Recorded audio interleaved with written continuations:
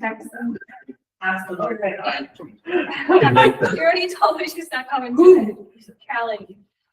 Kelly, but she's trying to log in online, right? Maybe. I know she had some online classes too. So. Okay. Stacy, who's yours? Andrew Hermiston? Yeah. Did I pick the wrong person? Quite possibly. My accountability partner is Tom Mitchell. He's in Europe right now. Tom No problem. Mitchell? Yeah, I never have to pull that one in either. You'd like afterwards, Jean. I mean, we can all try calling if anyone answers. And Sarah, whose was yours? Mine? Mine? Yeah, Chris. Chris. I think I just even work them. Perfect. I don't know what Chris we're talking about. I don't know, the wakeboarder So guy. that's. The guy that was sitting over there. Yes. Yeah. Wakeboarder guy? He might not be a very reliable one either. I don't think so. I'll go and yell at him. We're seeing it for you. So anybody that's here, should we switch up accountability partners? No, Now? that's Have okay. people that are actually show up? Yeah, the people who are missing their accountability partners should choose. Yeah. That's how I would. Okay. Sarah, I'll switch. You want to switch? Yeah, that's what I'm saying. I think we should start to switch up. If you've got Andrew and you've got Chris, I would definitely suggest switching on that's Andrew or Chris. And who else is missing somebody? Anybody else, or is that it? Who's your accountability? Brennan? I can solve that. Who's your accountability partner? Okay, Perfect. Well, good time. My team. Let's see how it turns out here. You want in here? yeah, Chris is Does not usually matter. late. So, Actually, people print those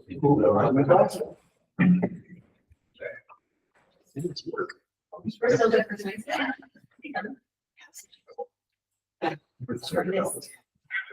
Every time I start messing with this, I screw it up, so, but I don't stop messing. See that? I picked up the first night.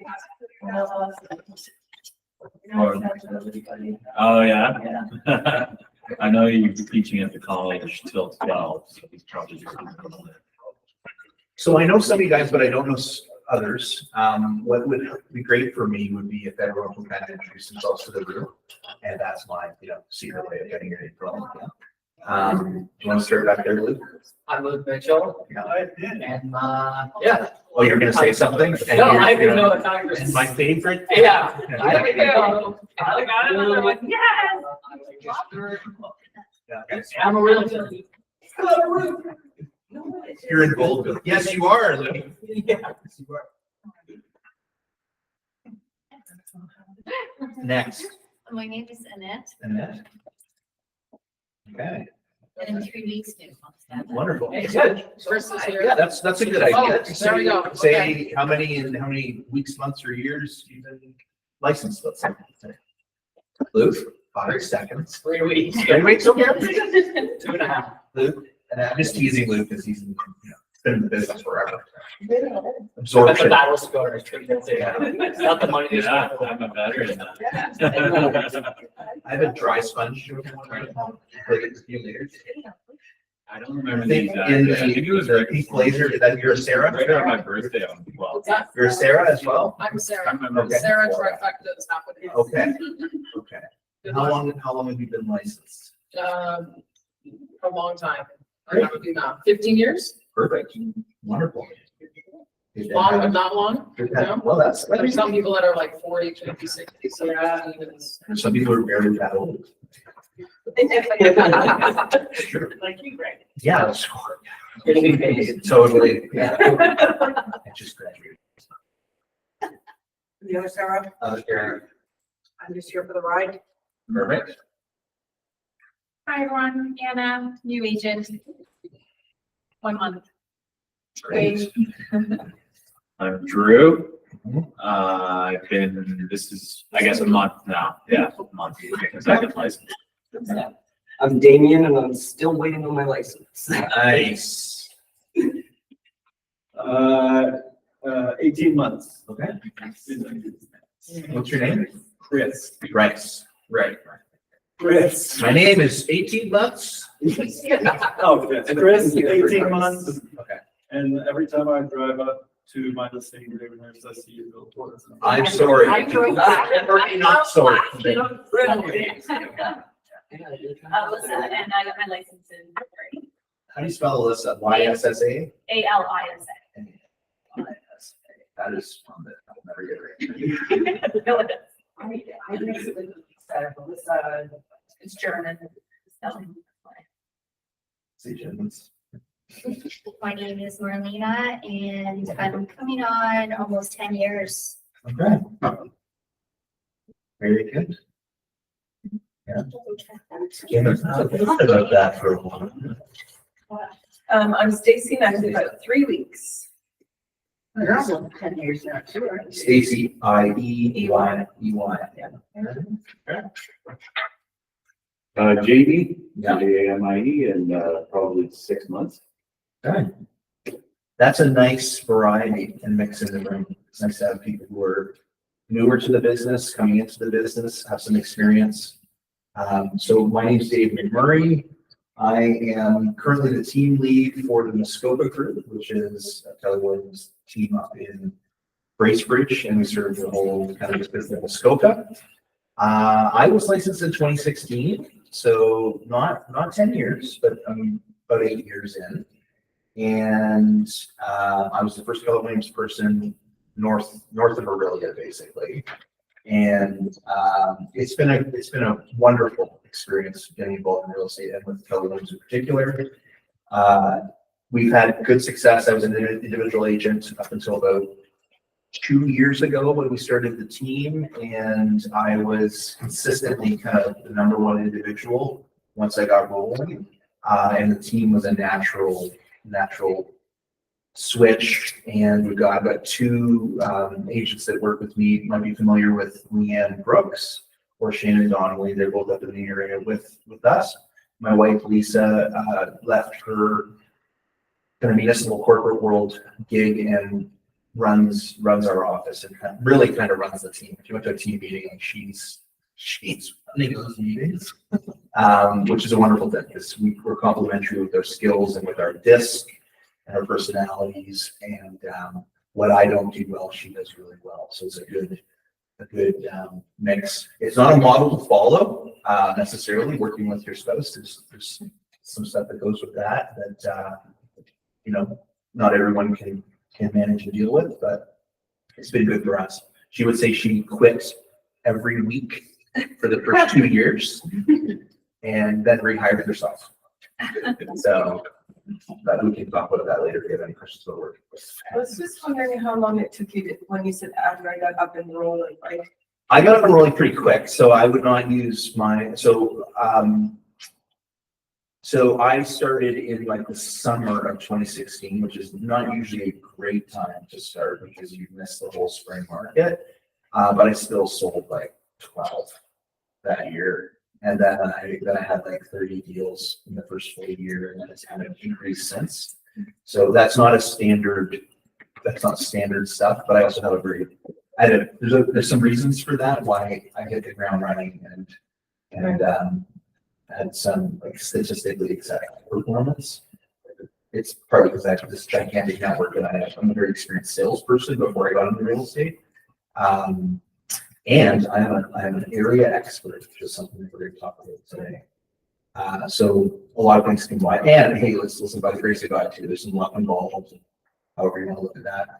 So I'm not gonna something back or whatever. But I would say up and running a year or 2 in, you're gonna have a pretty good idea of how things are gonna go. And most agents do quit after 2 years if things are not working for them. Right. In a way that's satisfactory, especially if they are the only income in a family, for example. Most people cannot survive beyond a year or 2. I still tell new agents if they're having to buy the business that you need to have a bit of a war chest going in. You better be able to pay your bills for a few months at a minimum, maybe 6 months to a year even. Your minimum bills. So, and I kind of approached it that way too. And we were thankful and surprised that things went as well as they did. I give long answers. Before you take off the teaching homework, how did you all do? Who got everything accomplished? Good job, Alyssa. I'm specific here. Okay, Jamie, Everything but posts, yeah. everything but posts. I'm one post away, but I have scheduled things. And the conversations you had? Oh, yeah, yes. Did anybody struggle with getting the conversations in? Or anybody not even like attempt to have the conversation? I think I struggled to get the conversations in. I tried and called people. So I kind of counted that as, okay, at least I tried and, got about probably 4 or 5 conversations in. Yeah. And That's better than no conversations. texts and things like that. And the one for sure I got it, conversation was really great. Like you're saying, people are happy that you actually call them. So that was a good feeling. That's awesome. I would rather you get some conversations in than none. However, it's always best to set yourself a goal. So to stop, which we have, so to not stop making the phone calls until we've hit the 5 conversations or the 25 conversations or whatever the case may be. Or never don't stop knocking on doors until you have X amount of conversations. So that's the best way to do that. Did anybody really struggle with the social media stuff? I struggle with the social media stuff, and I feel like it's probably one of the easier parts. I have a tip for you. Yeah. Just see what everyone else is doing. Yeah. Steal their ideas and just modify it to yours. That's perfect. It works. There's for no me. need to reinvent the wheel, right? Exactly. So everybody is pretty confident with what all the work that they accomplished. And they know that for next week, now you have, it's Thursday. So you have Thursdays, Fridays, Mondays, not Mondays because it's holidays, but Tuesdays. So you have 30 conversations to have between now and our next session. And same goes for everything else with the database ads. That's all. Okay. So am I just clicking? You could just click this key. Did it directly? Okay, so the way I've done Ignite a lot of times, and this is the first time I've done this particular module, we will get through the content, but for me, I travel down because I want to connect with people. People are my passion. I want your questions. I want to be able to get discussion going. And most of you are here, well, you're all here for a variety of reasons, but all of you want to know more and probably be successful in your real estate career. Is that pretty much, can we work on that at least basic idea? So I would love to be able to zero in on some of the things that you were specifically thinking about, concerned about. If you want to bounce some ideas off somebody who loves doing that, I want to make sure we have time for that. So, and for you who are the personality types that like you need to see every slide, I apologize in advance. But please feel free to interrupt your question, and if it becomes a problem, I will tell you in a kind way to stop. But I love interaction, and I want to get to know you guys better in the short time that I'm here. Fair? Okay. Here's the truth. If it has been done in another market, it can be done in your market. Once it has been done, no matter where, it's just a matter of finding out how that can be possible in your world. And it was the Dalai Lama. No, it's Gary Keller. And the millionaire real estate agent who said that. This is true. I mean, it's one of those real estate truisms. We don't need to reinvent the wheel. You just need to probably apply some things that you already know or you're already learning to have success or more success than you currently have. I am an embodiment of this because I literally started doing kind of KW type stuff as a brand new agent in a market that was untouched by that kind of system. And I was told by another experienced agent who had moved over from Royal LePage to Keller Williams, this is going to make your first couple of years a lot harder because nobody knows this brand, nobody knows the company. It's going to make your first couple of years harder, but it's going to make your subsequent years or years following much better because you're with a company that will support you and has systems in place that are very helpful. I am definitely a fly by the seat of your pants kind of charisma guy. Have any of you guys done your DISC or the KPA? I am a influencing driver. That is for disking. So I love people, but I'm often not the person who plans things out. I'm definitely a shoot, aim type person, shoot first and ask questions later. And generally, if I'm gonna be around, good to have a party, but believe me, don't ask me to bring home food because I might bring it all, but it'll be like way too much of the wrong thing and all gluten, people are getting mad. So I knew that what was missing for me was not, interacting with people or salesmanship or likability or whatever you might want to call it does attract people to work with people. I needed the systems. I needed things to become disciplined in, or else if I don't have a plan for my day, it could go in a million different directions. Just because I might do what I want to do. I might go, let's go ice fishing, let's go snowmobiling, let's just wake up late, let's have 15 coffees, let's do whatever. If I don't have a plan, I definitely am not going to make up a good one myself. My wife's the complete opposite. She has checklists for everything, like everything. And it's wonderful for her, but it's like a nightmare for me if I have to live like that. But when I know that there are systems that worked well that can be adapted to the way that I'm geared, I knew that I could become a big part of the Muskoka real estate market. And people were telling me that. I was encouraged in that. So we did it. Like, it's a seasonal market where we are. Muskoka is very, very seasonal. We have more snow than Barrie. We have seasonal residents that do not even show up until basically this upcoming weekend.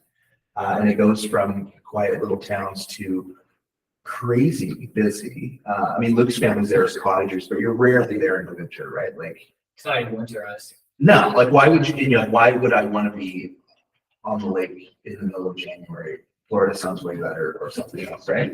So we have a great seasonal market. Our business is basically 2.5 quarters out of 4. There's almost no business reliably from Christmas until like after family reunion in Keller Williams World. So that's like end of February. I could probably cancel my phone and not miss out on a lot of business, especially when my business was a little smaller. I just could put it away. And I spent a couple of years really worried during this period of time, like, oh no. And it motivated me, that fear, that stick instead of the carrot, that fear motivated me to lead generate, to make calls, send emails, network with people, do things. Now I don't have to do as much of that because there's a lot of repeat referral business, but I have overflow business for the agents that work with me, and sometimes other people don't even aren't even on the team. But there was a heck of a lot of beating the bushes, calling, doing all those things that are really important to build that business. And then that snowballs and it becomes easier actually as you get bigger in a lot of ways that I'm not worried about if any business is coming in. It's more, what's it going to be? Where's it going to be? How am I going to manage it? What am I going to do during this prime time? And I am absolutely spun. I rolled in here today 5 minutes before. That's not how I like to do things. I like to be early. I like to be even more ready. And, but I'm very comfortable with the content we have here. So you see why it's hard for me to get through the content. Know your market. Knowing and connecting with your market is all about research and preparation. There's 3 types of real estate markets: a buyer's market, more than 7 months of inventory; a balanced market. I'm going to ask you which one you think you're in. A balanced market, which is from 5 to 7 months of inventory, and a seller's market, which is less than 5 months of inventory. I can ask you about Barrie. I'm not Barrie expert. What's Barrie in right now? And there's micro markets too. Sometimes it's this type, it's like this. What do you think? And I don't have the right answer here because I don't know. Buyer's market probably. So it's probably the buyer's market. Is there a certain price point you think is more of a buyer's market than others?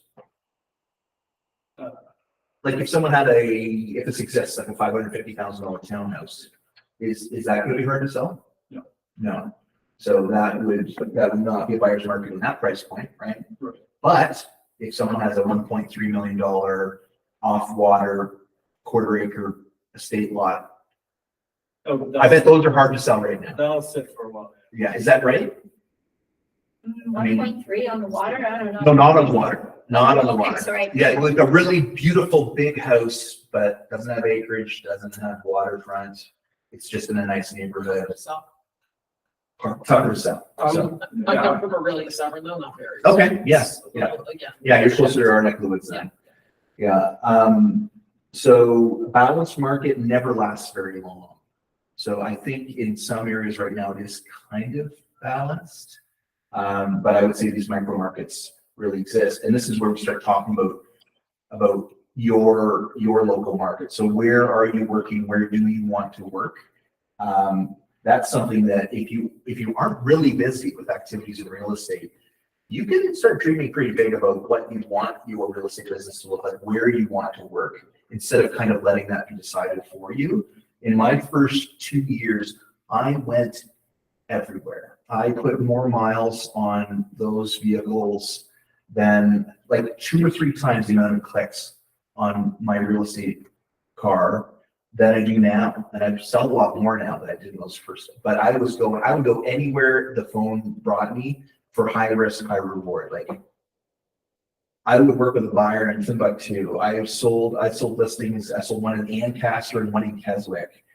They were for people I knew. I didn't know anything about the area, but it was a hot enough market at that point.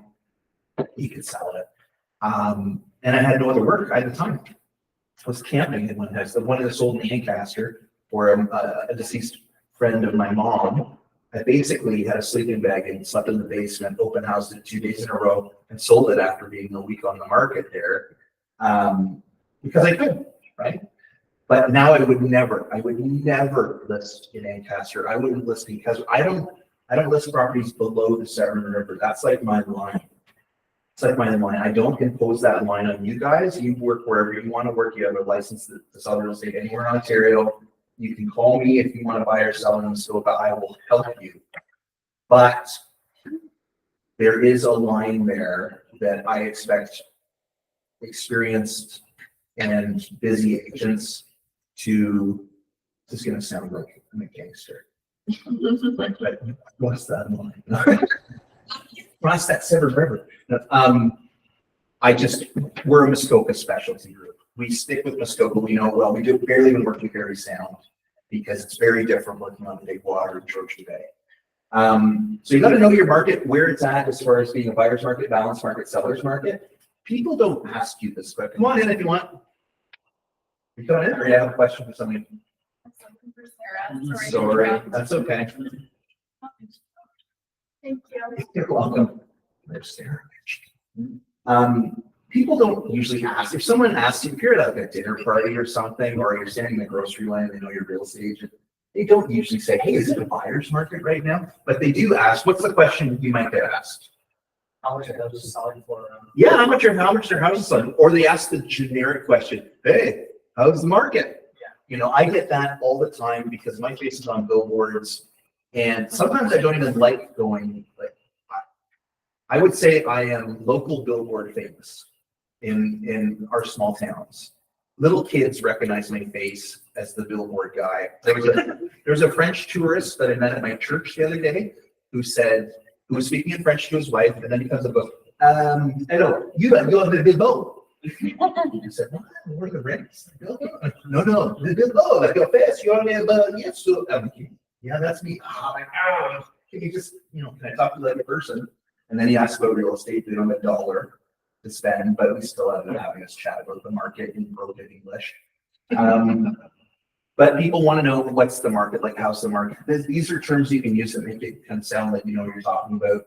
If you know what a seller's market is, a balanced market or a buyer's market, know what it is in your area and your area of expertise. If you're like someone who just wants to sell condos, just wants to sell vacant land, just wants to deal with waterfront, then you're going to want to know what's going on with those areas. Inventory, it's the number of properties for sale within a market. What's the inventory of your market? What is the average number of days a home stays on the market? What is the average price a home on your market sells for? Based on the inventory, what type of real estate market are you in? Again, people don't ask you about inventory. They want to know probably what's going on in their neighborhood. They really don't care about what's going on in the Bay, if they live in a condo over at the other side of town, they probably don't care about that. But they do want to know, is it going to take a long time to sell my house? Or my uncle's place is for sale. It's been on the market for like 2 months. What's going on, Dave? What's going on?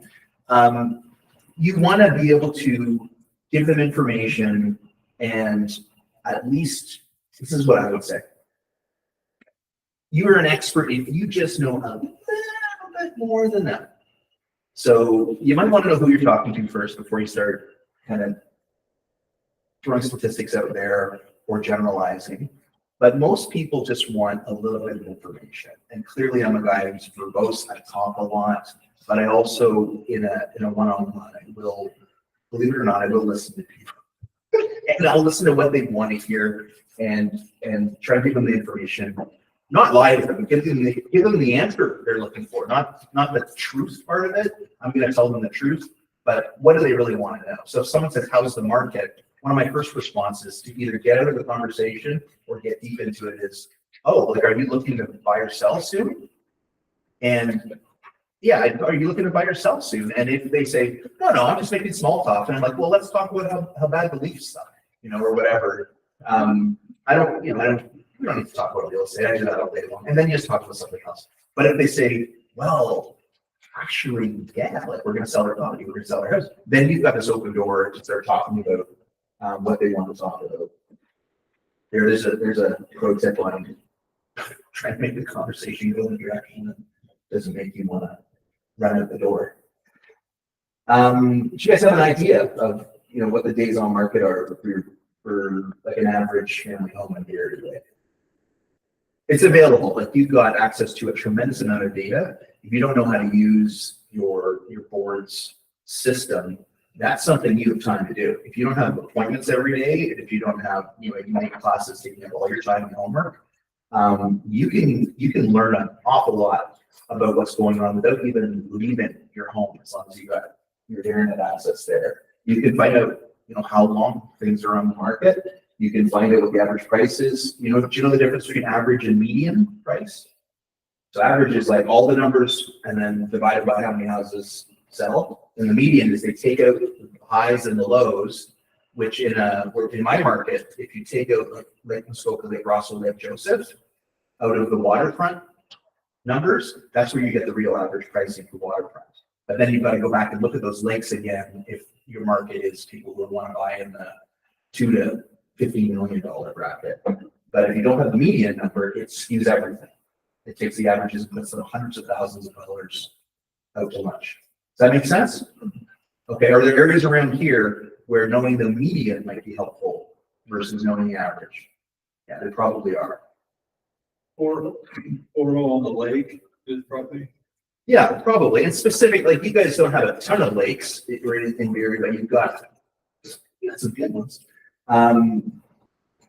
Waterfront statistics are separated out, and they're generally quite helpful to not compare them directly with stuff that's off water.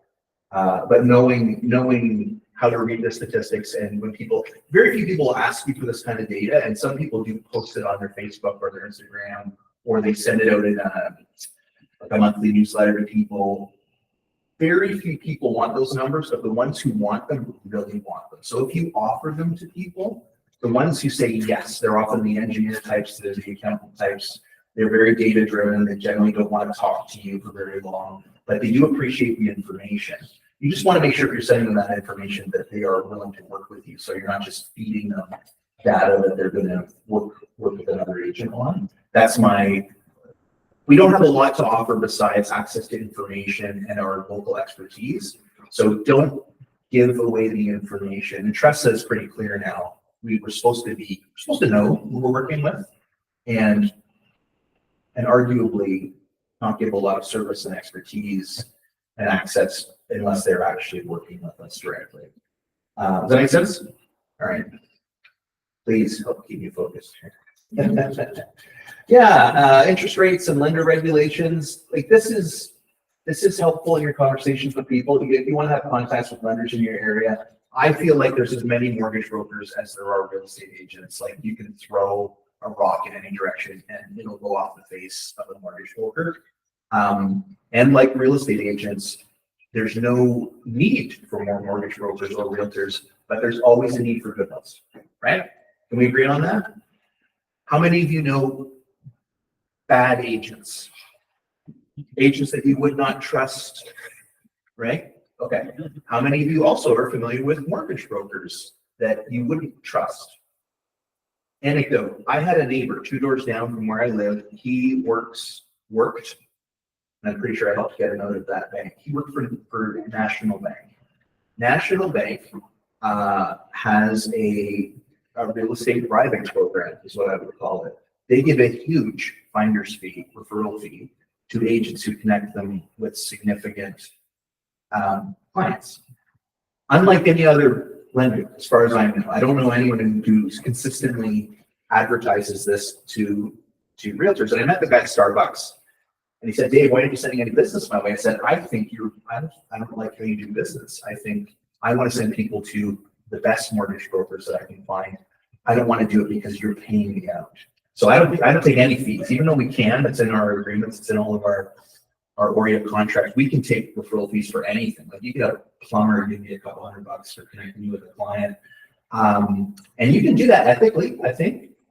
I don't do it because I don't ever want anyone to say, "Listen, you sent me that mortgage broker because he's greasing your palm and he did a terrible job with me." I make enough money because I own enough properties. I do not want that kind of conflict of interest even being brought up.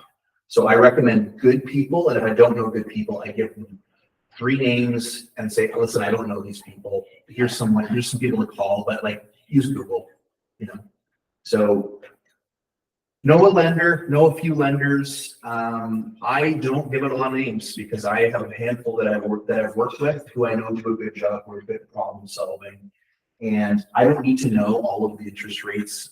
Like as of right now, I don't need to know. Go ahead. That's a great question for you, Dave. Please. Your experience as well. So what happens when we have the experience of certain mortgage brokers that don't close the deals? Or you know that they'll say, "Oh yeah, they're pre-approved," and then you find out down the road that they're not actually doing that for clients. Yeah. How do we, in a professional way, I usually just let people make their own choices, but if we know that they're working with a bad broker, how do you kind of redirect them? Like, how do so from my perspective, I usually say, "You know what?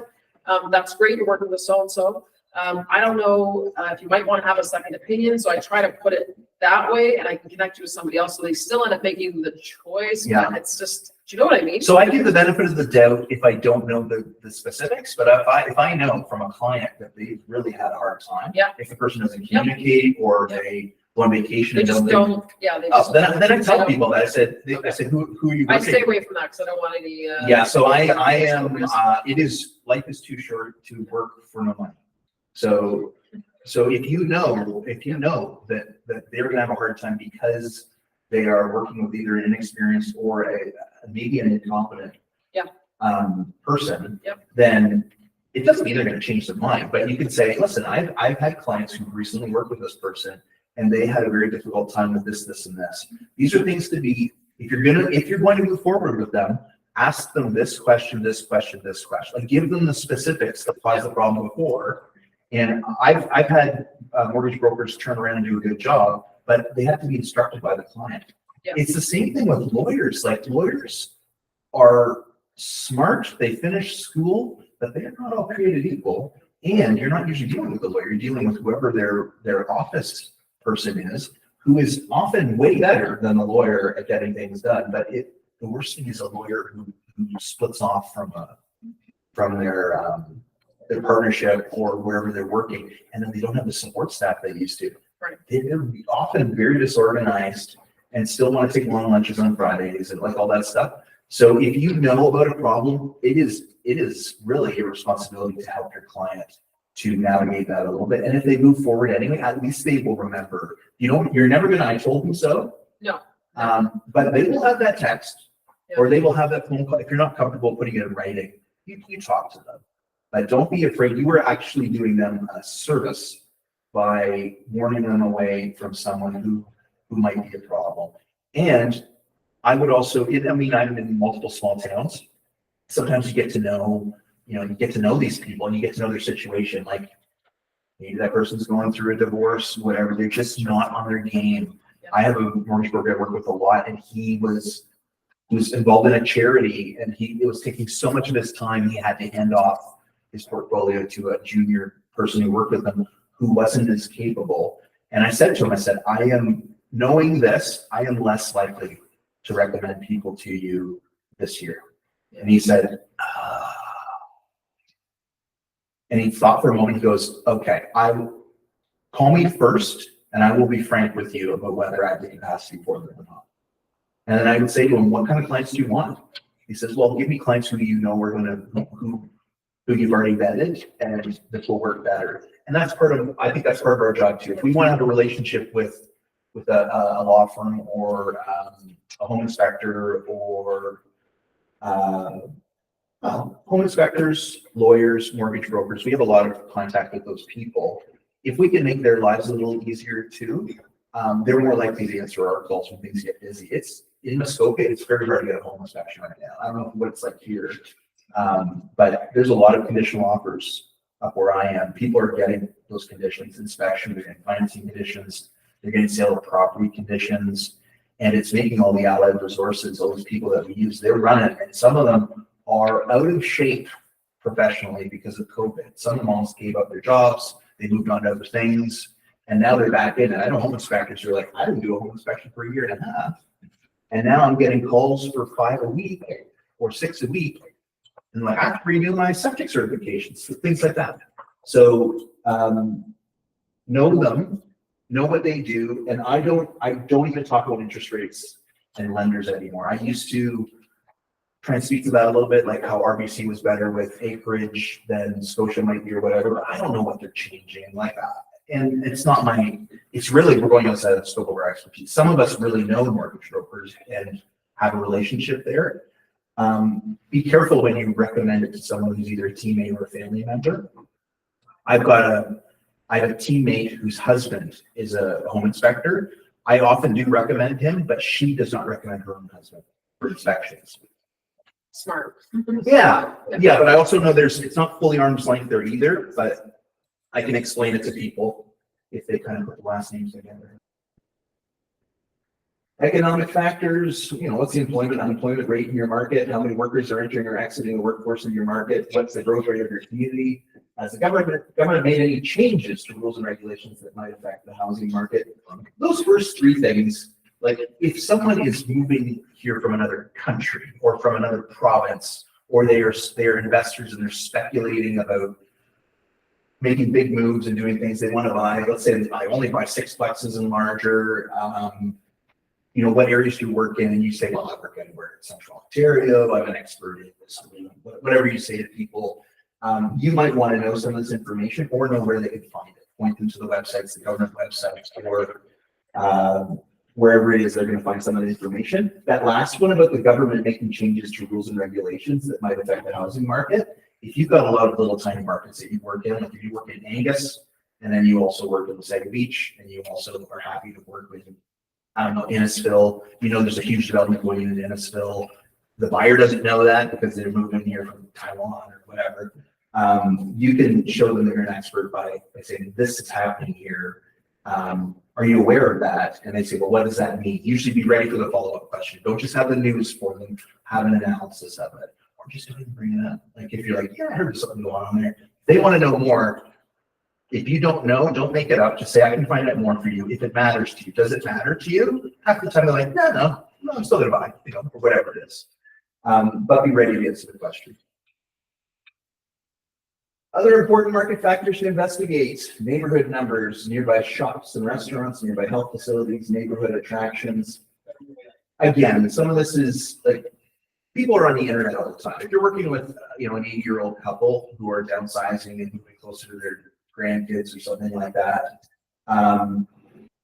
you can look at those people and you can not so subtly suggest, hey, are you thinking about how close you might be to the doctor's office or to a hospital? Do you have anything that might make you visit the hospital on a regular basis? And then you find out, oh yeah, like I get dialysis. Do you know that there's no dialysis in Muskoka? Or it's in Huntsville and it's not good, whatever those things may be. Or somebody whose health is amazing, but like, or they won't tell you, but then you watch them limping up and down stairs, right? You might, hey, Andrew, where? Sorry.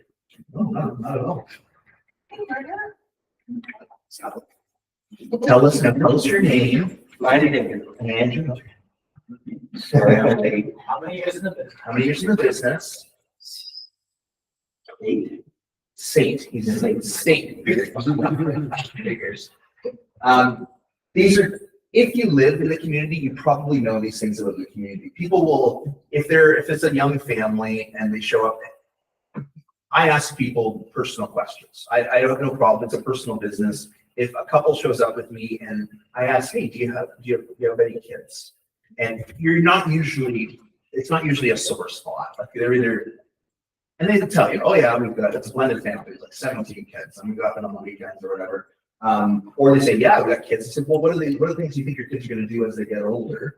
And they look at each other like, oh yeah, Bobby's going to be in baseball and hockey, and Jenny's going to be doing dance, gymnastics, and she's going to do hockey too. And say, okay, like, so do you know any hockey parents? Like, do you know what that's going to look like? Do you realize that this town, the arena is closing, or this town is getting a double pad, or whatever it is that might help them out. So for us, for example, if someone said, I've got a daughter in gymnastics, or I've got a son in gymnastics, Gravenhurst is the wrong town in Muskoka because it doesn't have a good gymnastics facility. Huntsville doesn't have a great gymnastics facility. Bracebridge has an amazing gymnastics facility, and Muskoka Woods, which is a camp in the area near Rosso, has an even better gymnastics facility at the private camp. It's an Olympic level facility. So depending on the level those kids are in, if you know the area, you might point them in the right direction. They'll be like, oh yeah, I know about that, but I still want to live in Gravenhurst because it's a little cheaper. We don't mind driving 45 minutes for the gymnastics stuff. Well, great, but I'm glad that you know that, and then you will be showing them that you do know something about the area. They may already be aware of it, but it's even better if they're already aware of it because you are confirming with them that they know some stuff, but you know all the stuff or know a lot of the stuff. And I don't want to scare you. You don't need to know everything about dairy. You don't need to know everything. But the things that you do know, don't be afraid to hide what you do know.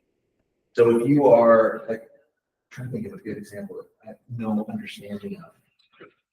If you were a shopaholic, because I don't look at me, I didn't even pick this shirt. I don't know what the retail availability is for high-end women's wear, for example. Some people that really matters. I have a mother-in-law who has really expensive stuff, really expensive taste. She moved to our area from Toronto. She doesn't buy anything. Look, like nothing. She doesn't buy anything in Muskoka, even at some of the high-end stores. She goes back to Bloor West Village, where she knows it, and that's where she buys her stuff. But she has complained reasonably since she moved up that the shopping is no good. That's a relative term. That is not an objective thing. That is subjective. Because I know people who swing a hammer on a job site. Their experience in shopping is where's the closest Mark's Work warehouse. Like that's what they want.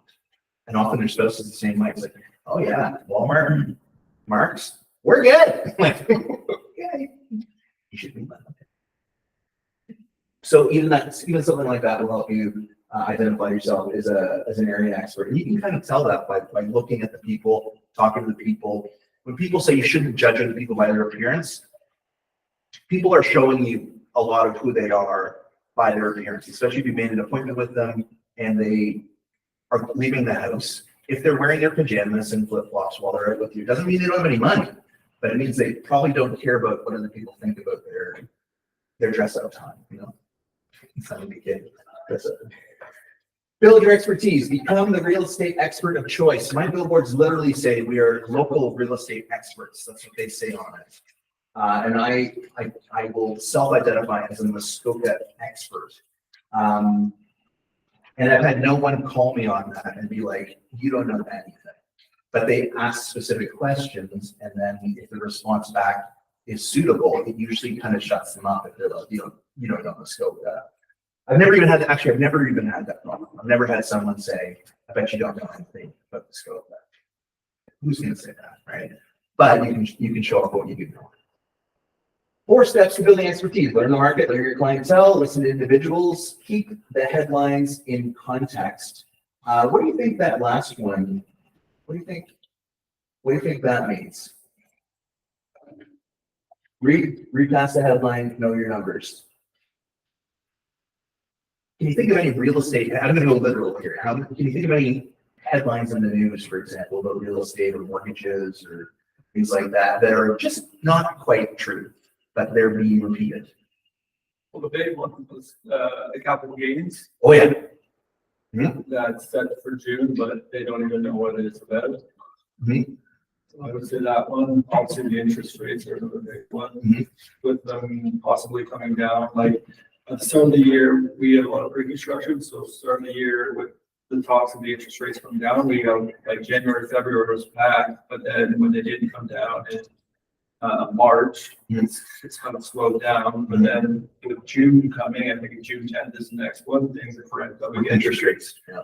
They're saying that they're gonna come down, so our pre-construction is ramped up again. Right. So the banks are basically that PR war with the Bank of Canada and the government. The banks keep saying interest rates need to come down. The Bank of Canada keeps saying, no, sorry, we're the big boys. You know, we're putting our big boy pants and we're gonna not do this. And they're giving every signal that it may not happen.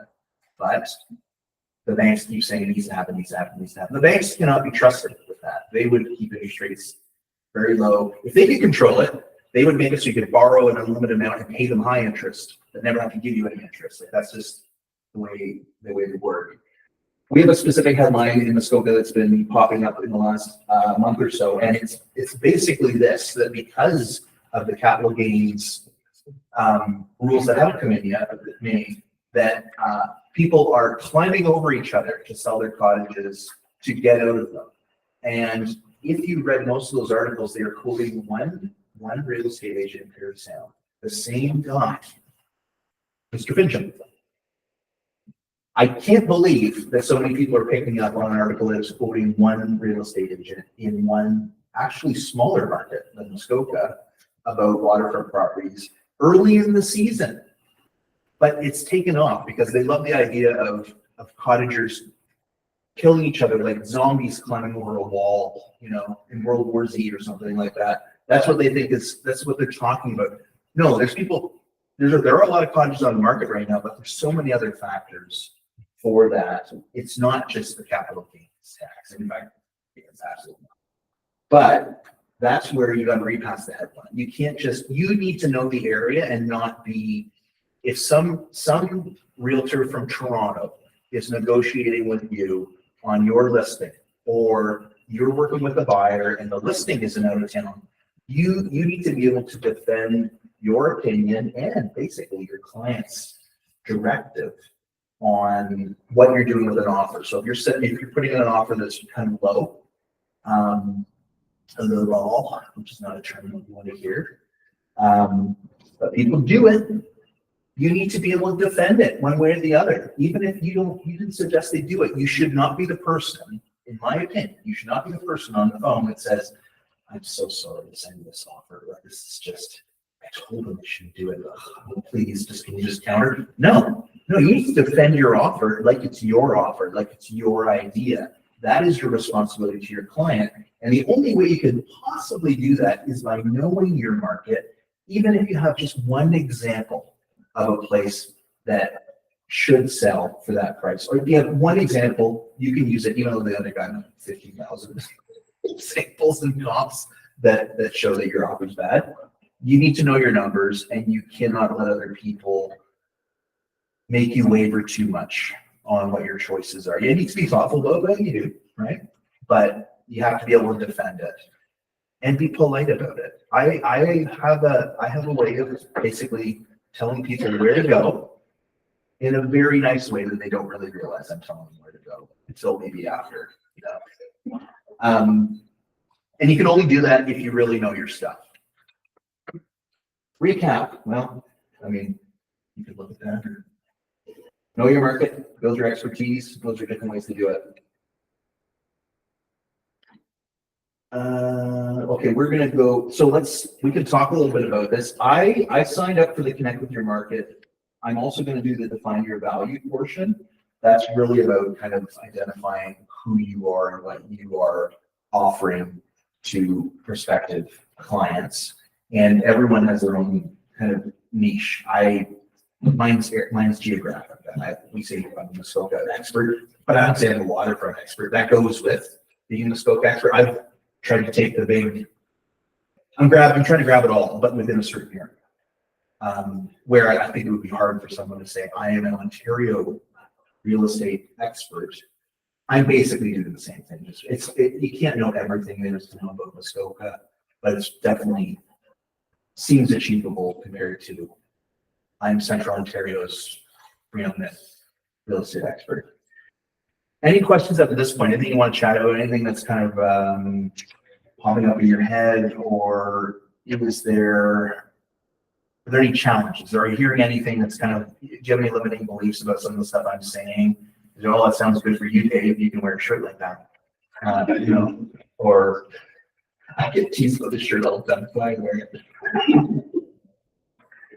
How do you define Muskoka for you? Oh, it's the district. So I'm clear on that when people ask. Muskoka County is the property line around. So this was it. I'm within the center of Muskoka. So there's 5 municipalities, and they are all within there's a 2-tier government, and they're all within the district of Muskoka. So that is Bracebridge, Greater Nurse, Huntsville, Lake and Bays, and Seguin, right? Which basically nobody cares about Seguin.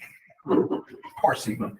But some people also think of Perry Sound, and they think of a lot of the area that's within the district of Perry Sound as being Muskoka. So I say I work in Muskoka and surrounding areas, because I work a lot in Kearney, for example, and that's like an hour north of where I live in Bracebridge.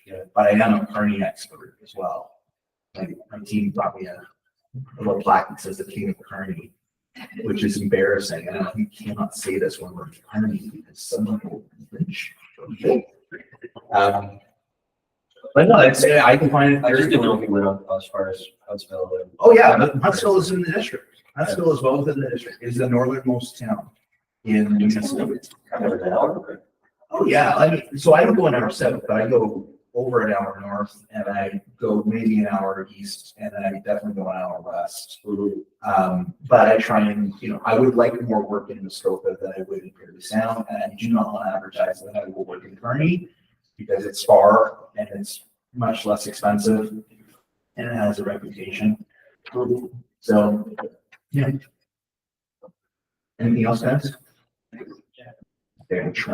Just curious if that's part of your daily routine to sort of read up on, like do your own, or is it just kind of as it comes? You're so into it now, Okay. it just kind of comes naturally. So it's not an intentional part of the routine, but I have a whole bunch of Google alerts for news. So basically anything that's Muskoka related comes to me.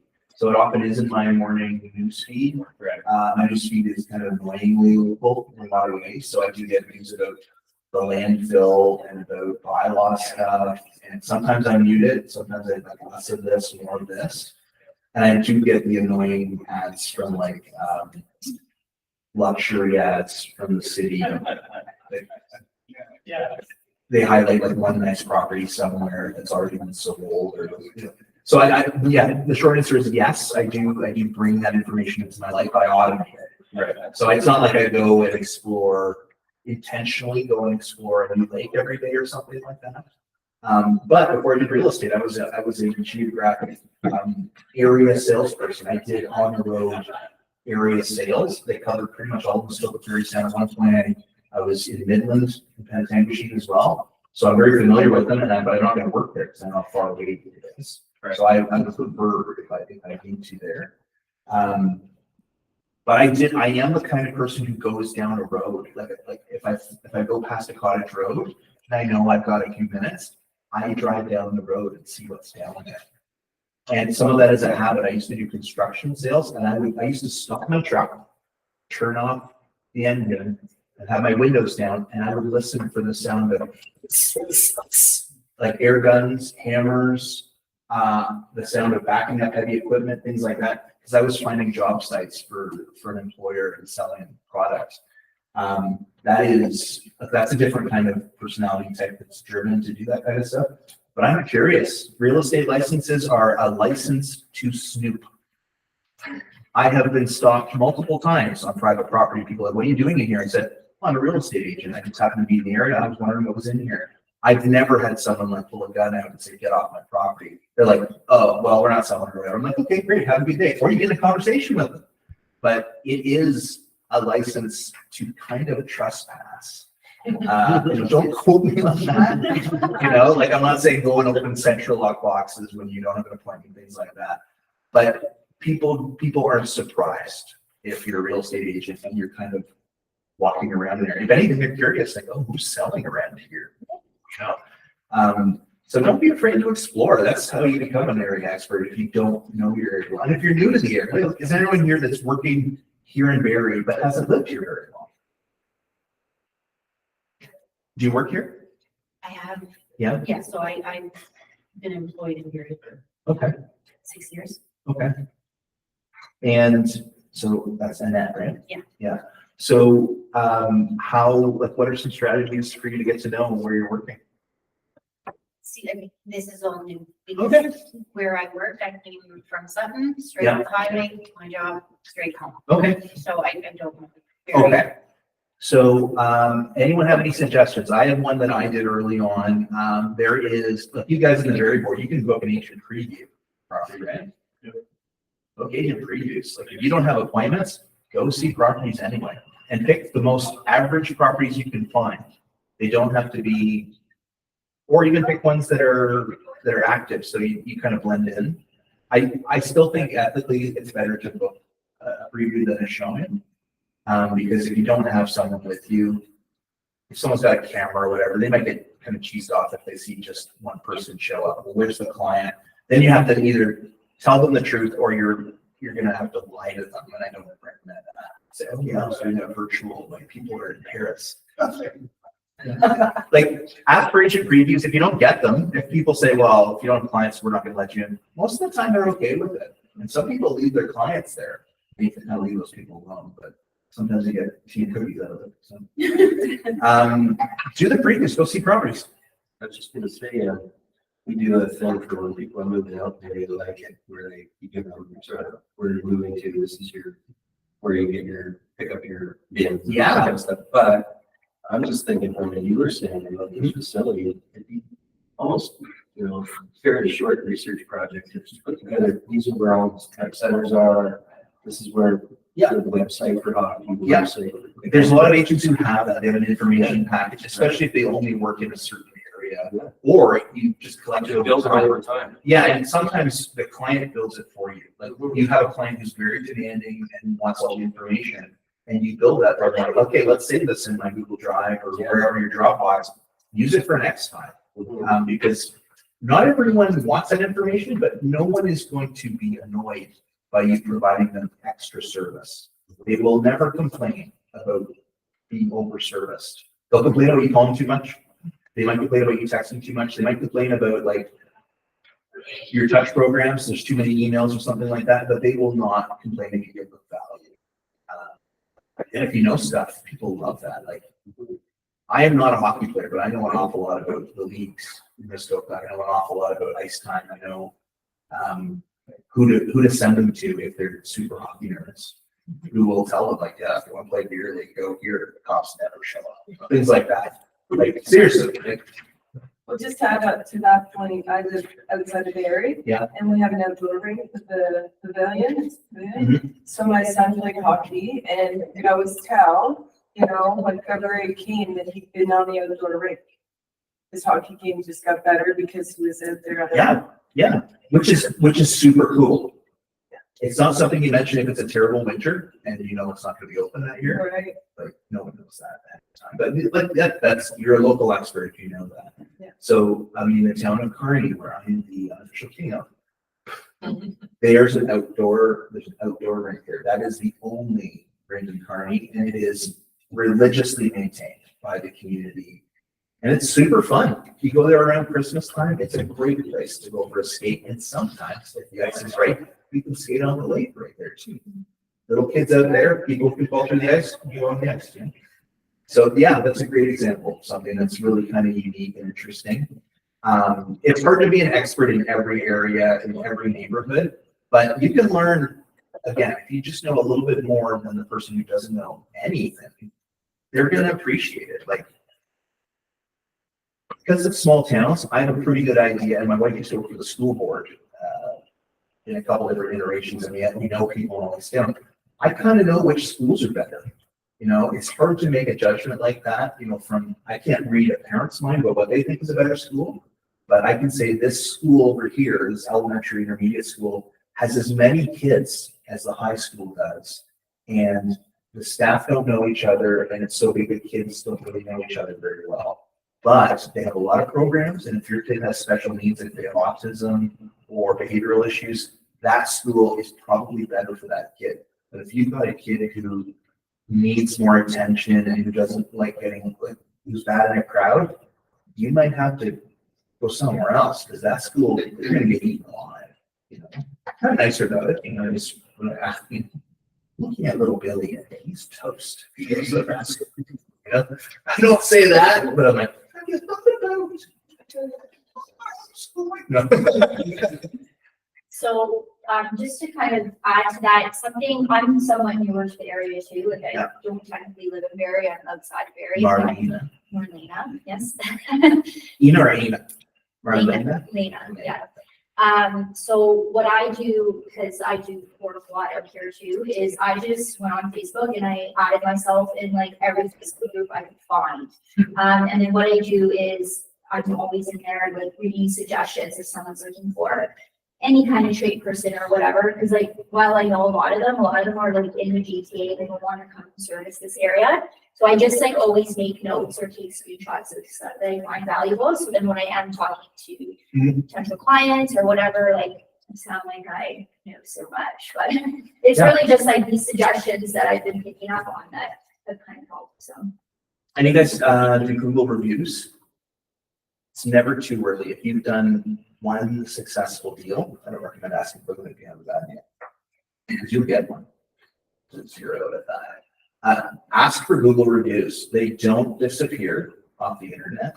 Google is very strict about removing them. They rarely will take them down. And people find that Google is still, I think most people use Google instead of other search engines and searching out. I am consistently getting calls based on internet searches. That took some time. I don't have a billion great reviews, but I think right now, I mean, someone can look me up, but I think it's like 61 reviews. 60 of them are 5-star and one is 1-star and angry.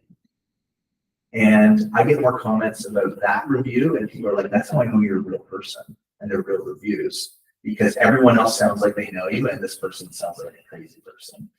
I'm like, thank you. I never even worked with that person, but I probably gave a poor email response during a very busy time in 2021, saying that I did not have the time to help them with something. This is our forensic email, trying to figure out where the bad review came from.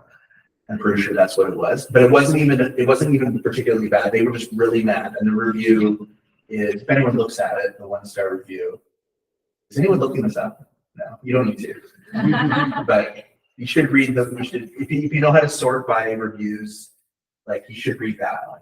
Who wants to work with Bill? You know. Right?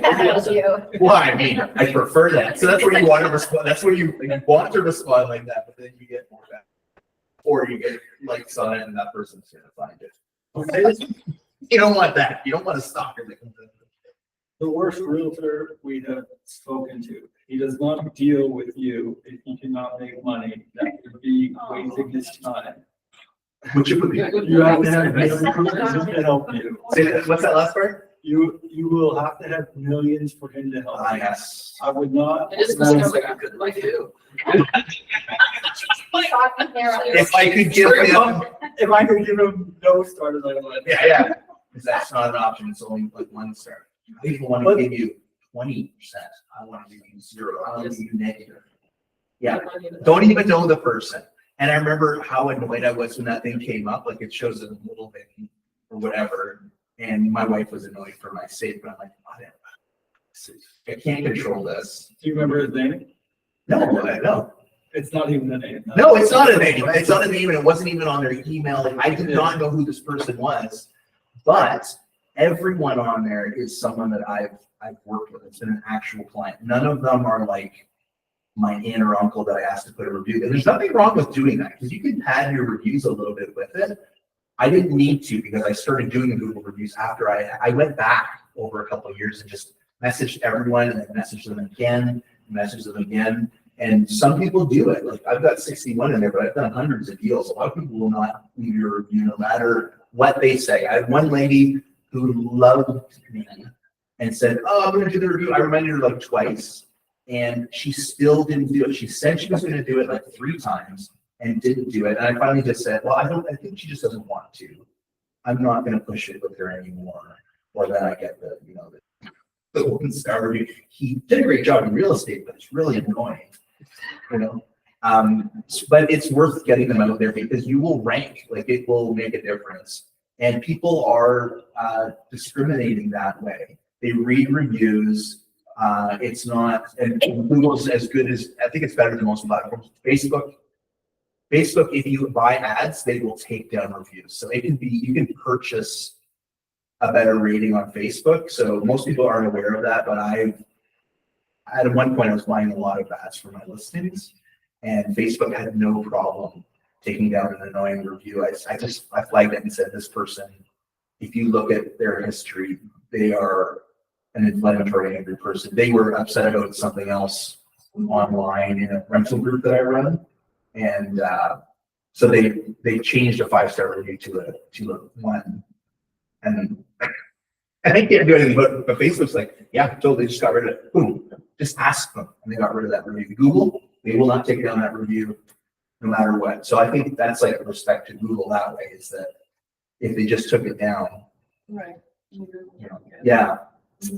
So ask for some Google reviews. That's like, even if it's a lease that you did, or it's someone that you helped and they didn't move forward, but they thought you were great to work with, get a Google review and make that part of your Ignite homework if you haven't done it before. Is there anyone do you even have a Google location or a site set up? That's free. We're totally going to talk about it, but I don't care. Do any of you have your name on the internet on a Google Maps location?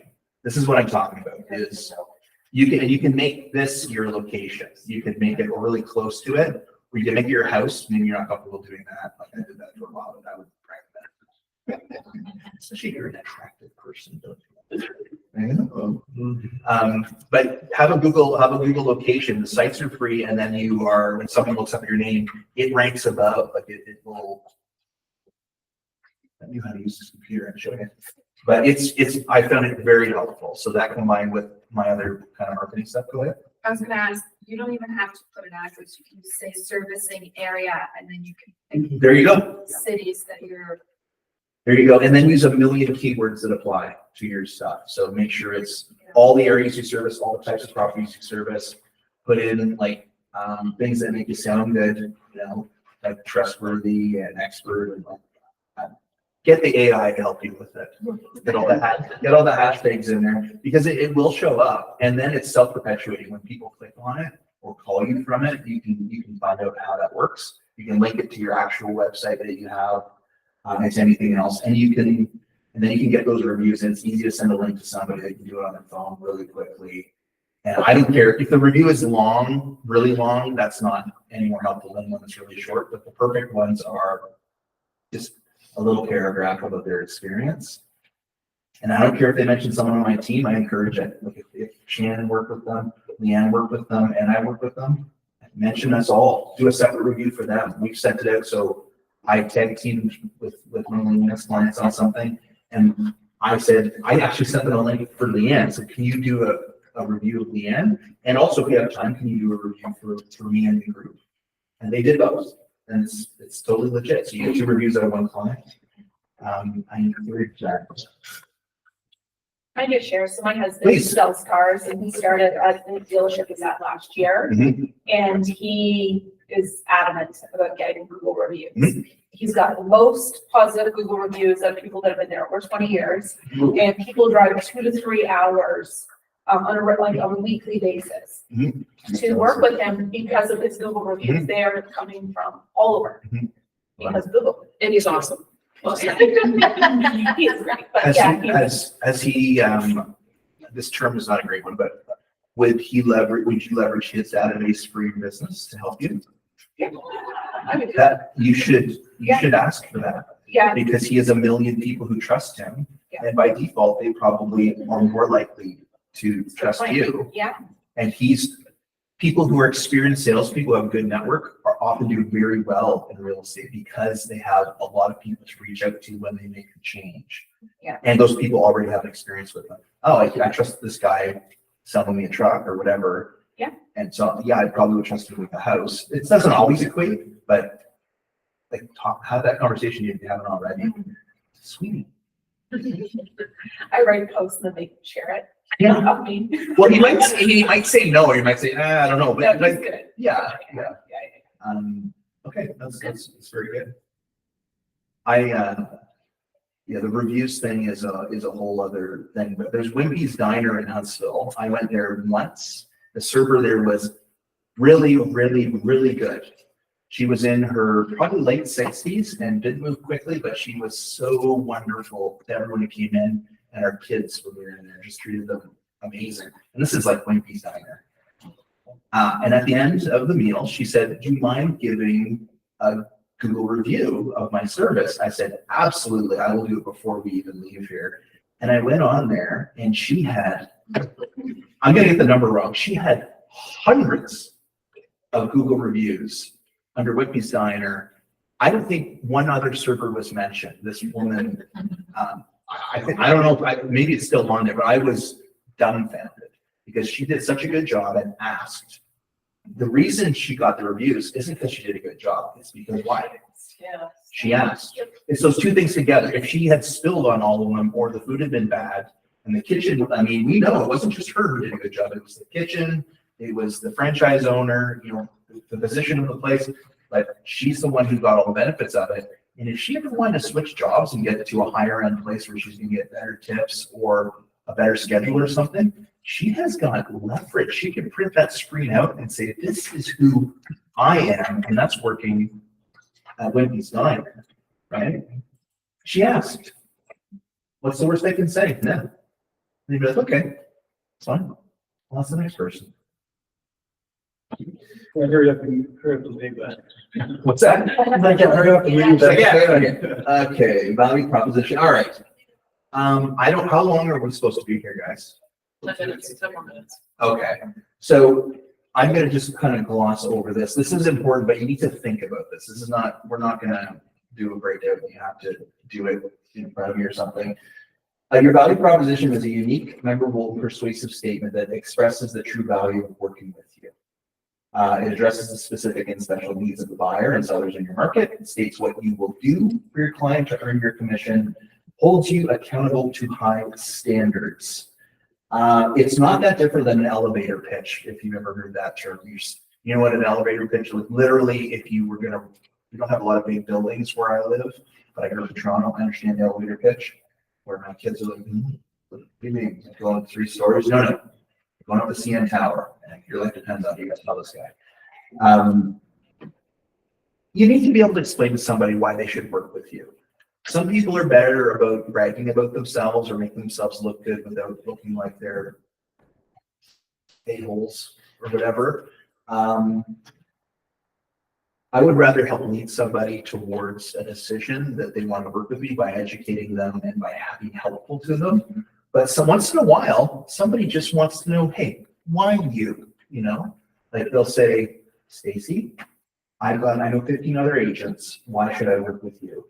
You should be ready for that question, because if you haven't already been asked, you will be asked. My best friends, who I breakfast with every week, one of my best friends said to me when I got my real estate license, he's like, "Dave, I think you're probably going to be really good at this, but there's no way I'm going to work with you until you've got a couple of years under your belt and you have some experience." I'm like, "Well, thanks for being so frank with me, Tony. Like, yeah, I don't like you either. No. No, but he was like, and this he's a classic Dutchman. He just says what's on his mind. But I remember I took that home and I said, okay, at least he's telling me that. And in his mind, being new in the business, obviously you don't have a lot of experience, but it doesn't mean that you're going to be bad. I entered real estate when I was in my 40th year. So I was 39, I'm 47 now. I didn't have the problem that some of you might have, which is you look young. Like they're like, okay, you can't be experienced because you're 12, or whatever it is. Nobody's like that. No, so nobody's that young looking here. That's enough people, but like it can work against you. So I didn't run into that a lot where people didn't say, how long have you been in real estate? It was very rare. That would have been more like a small talk conversation, but you need to be able to defend your value proposition because almost everybody knows somebody who's in real estate, or even worse, they've got a friend or a family member that they feel they have to work with, but they don't want to work with. So you need to have a reason why they should work with you. Sometimes they're dying for a reason to not work with their cousin Sven. They don't want to work with their cousin, or they don't want to work with the guy that's at the bar with them because they know he's at the bar with them all the time, They want to work with someone who's a professional. You need to be able to at least give them some reasons to not work with the guy with the biggest billboard, or who, here, who's the biggest team here with? Ferris team? Becky Hill, right? It's individual agents always have an opportunity to say, I will give you individual service that you can never have with a big team. Smaller teams have the same, they have the same kind of shtick, which is we are a small boutique team. We can out service and provide the big teams, and we can help you in a way individual agents can. Like everyone's got their own way that they give their value proposition. None of them are wrong, and all of them are right in some way or another, but you've got to have something that explains why you're in the business and how you can be of service to them. And if you can't figure it out about yourself, take people who know you and love you and who think you're going to be good at this and ask them to help you with it, because you might be better at receiving a compliment than giving yourself a compliment, and you want to get some help with that. I'm an encouraging person. I like to help people. I like to build them up, but I also don't want to blow smoke where it's not real. I don't want to tell you, you're going to make millions in the next 2 years if I know you're a slacker, or I know you just, it's unlikely because of the way the market is or whatever. But I will agree, hey, listen, you got great character. That guy's got a great personality. Yes, he's ugly. You want to be able to have a value proposition that makes sense, that you can don't have to convince people of it. They can observe it. Don't tell someone you've got a great personality if you don't. Tell them that you are focused on their success and moving forward in the direction that they need to get the work done, and you will doggedly work for success in their interest or something like that. But don't tell them you're a lot of fun if you're not. Don't tell them that you're always available. If you go to Florida every year, like tell them that, Luke, I don't know. Just not fun. Just for a week. Well, that's not a big deal at all. But I know people who are snowbirds and they're in real estate. There's nothing wrong with that. But do not tell people that you are available 24/7. I literally know people who tell people that, and then they are literally not available like 6 months of the year. Why don't they answer their emails? They just take 6 months off. Sounds great, but don't tell people you're available, right? Help your clients understand the value and expertise, protect your commission, build strong and trusting relationships. The commission discussions are never good.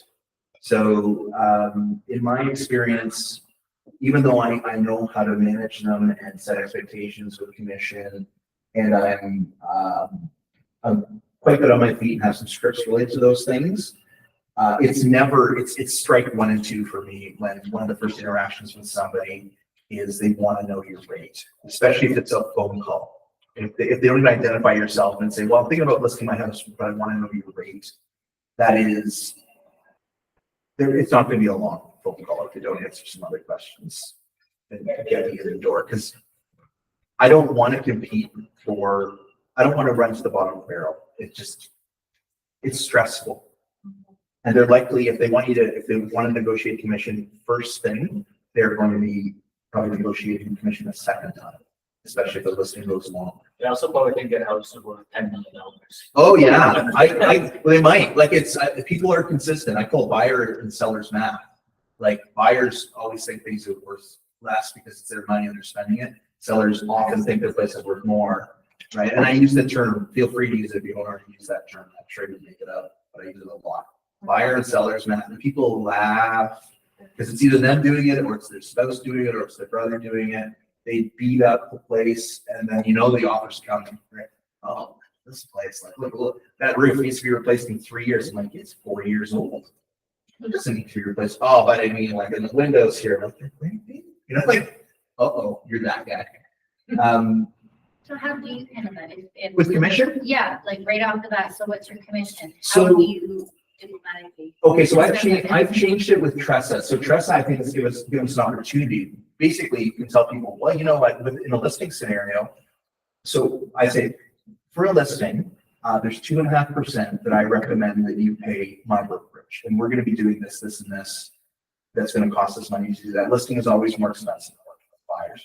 I also recommend that you give the same amount to a buyer's agent if there's another brokerage that's involved with the purchase. You have the flexibility to choose on both of those numbers, but I've already explained why the number is for my listing. And if we want to attract more agents and more buyers to your listing, I do recommend that we offer that similar cooperating commission. But again, it's your say, and it doesn't always come up, but I always break it up. I never say 5% overall. I never say the average commission is this. I always want to leave the ball in their court so they know they can make a decision.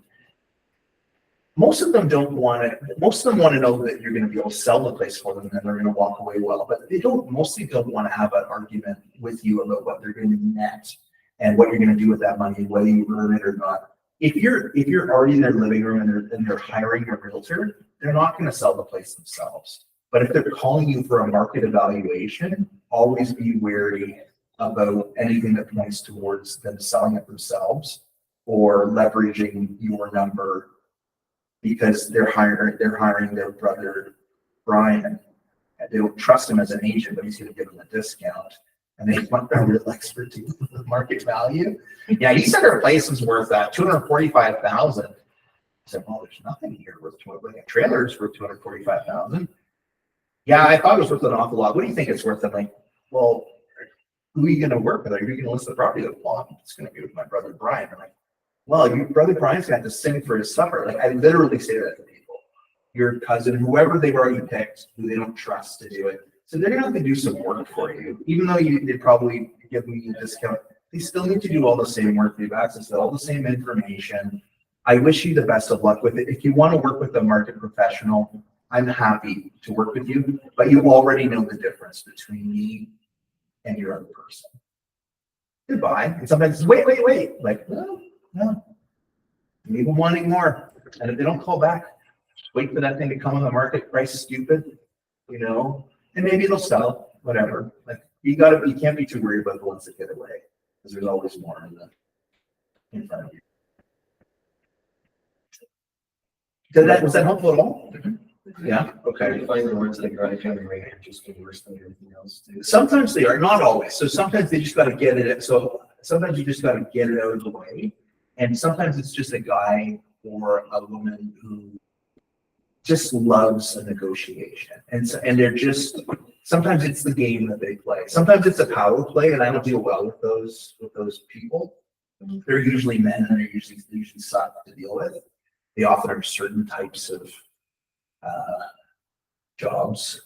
And there's classic cheapskates like teachers and police and fire, like people who have government jobs and are, even if they're good government jobs, they never can earn more in their current job.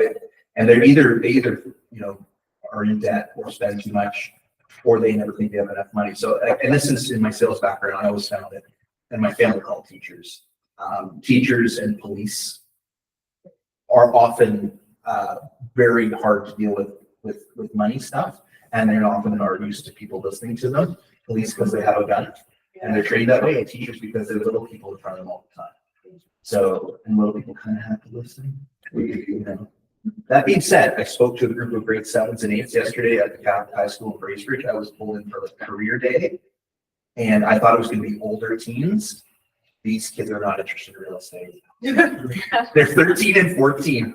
They were taking my pens and throwing them at each other.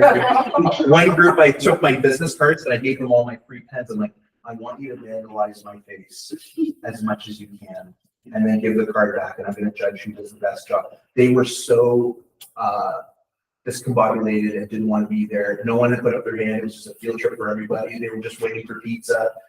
And I got suckered into this community service thing by the school board.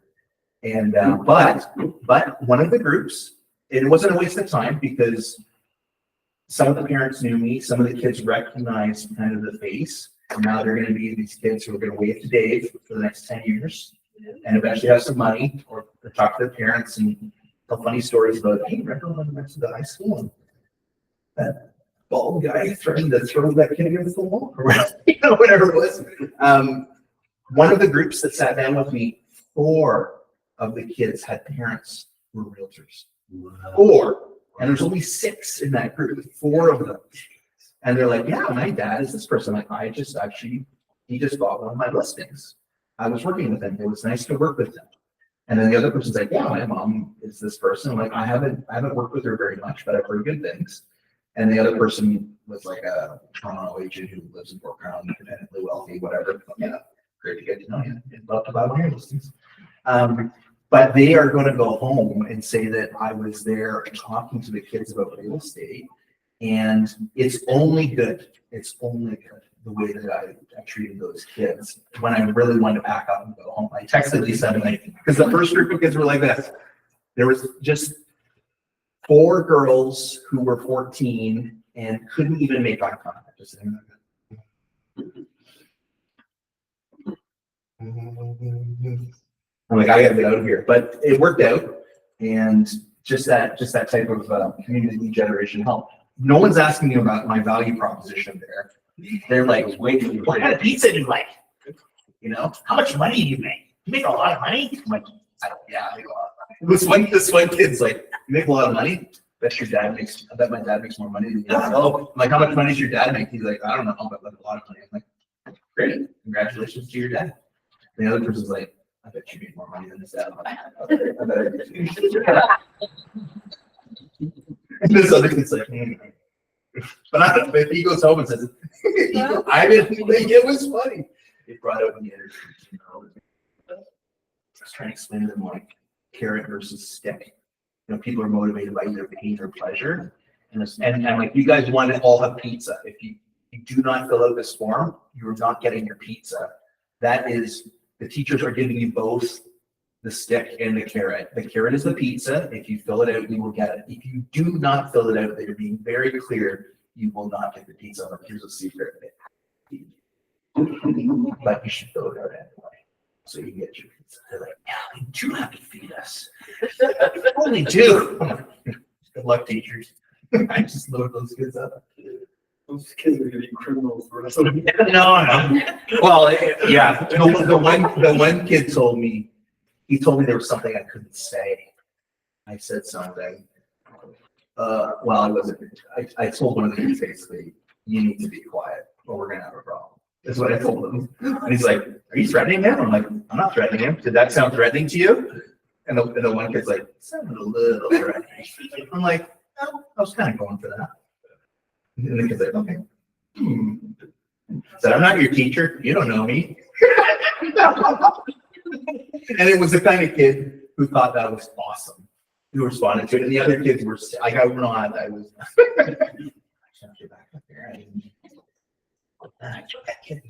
no, it was a good time, but know what you're signing up for, that's for sure. So that's part of, I'm trying to tie that in. It doesn't tie in at all. It doesn't tie in at all. Yeah, value proposition examples. I mean, these are from companies that have their own value propositions. you should basically just have a quick summary of who you are, who you want to be in real estate. It can be as general or specific as possible.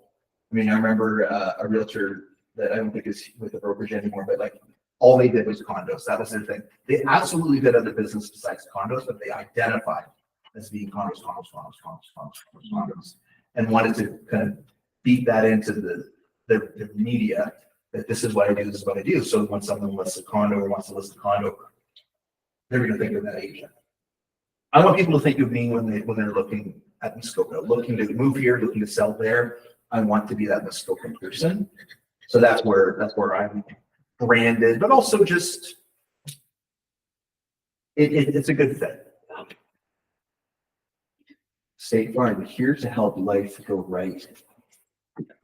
That doesn't ring a bell. Like a good neighbor. QuickBooks sends invoices in minutes and get paid 2 days faster. Those are value propositions, I guess.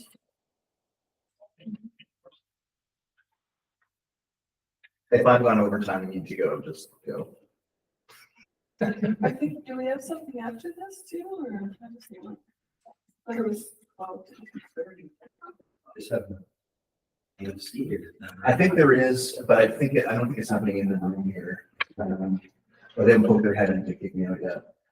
So connecting your value, this is, if you don't have the history to connect, if you don't say, hey, listen, people don't like agents. People don't care about your awards levels, for example. I mean, I like getting awards. Awards are great, but they don't make sense to people. Who knows what a gold award is versus a platinum award? My daughter's in competitive dance. They all get awards with ridiculous names. They've made up precious metals that I don't even think exist for the awards, and everyone's got the sparkly platinum super gold tin award, and you don't know who won basically until the very last one. And I'm not criticizing people getting awards. You want, but you really, people want to know that you're going to work for them and do a good job for them. They don't want to be a statistic. If you're an individual agent who can sell 50 to 100 homes a year, people don't necessarily want that, and they don't really understand what it might take to get that done. And if you are someone who's going to give them a lot of attention and personalize and is going to get to know them, some people want a friend out of their agent. Like, I think only once or twice have I actually had that follow-up dinner or time over. They always say they're going to do it. I never hold them to it, but they always say, oh, we're going to get together. It's going to be great. We're going to get to know each other so well. And I'll say that'd be wonderful, but no pressure, right? And in my head, I'm like, I have enough friends. And I have family in the area. I don't need more friends. And I love you as a friend. But like, some people want to feel like, at least you're going to be friendly. And I don't have any bridges with clients. And I see them in the grocery store. It's a small town world. See them in the grocery store, see them at Home Depot or whatever. And there's a smile and a nod. And I just grab my phone when I go down the aisle to figure out what their names are. Always that person, But that's more about kind of a friendly brand. So all my stuff has, I'm smiling. I'm told I have a friendly smile and like kind eyes. I get that consistently. That's from women. Men don't say anything. You got those eyes. I would love for somebody to say, hey, I called you because I got nice eyes.